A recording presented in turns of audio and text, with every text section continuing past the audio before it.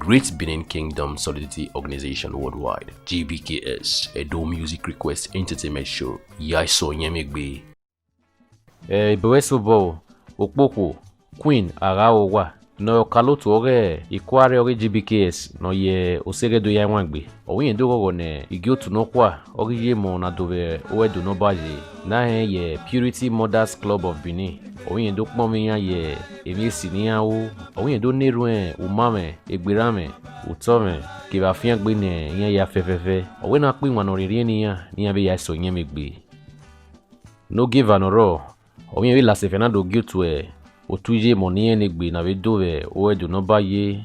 Na ye Favor Sisters Club of Benin. Oyin we giotu ya zebe onyime sinia nyi ni agobadole doyi. Oyin we niruen afiangbe ofuegbe egberame kekebe utome benia. Ona mi do pin wan oriri ni ya so nyemegbe. GBKS osiredo aidave wan so egbe o. Weso ejima Okpoko Queen Araowa no okalotu ore Ikware o GBKS otagbon ya wa wese o wa gidi wan ya so nyemegbe.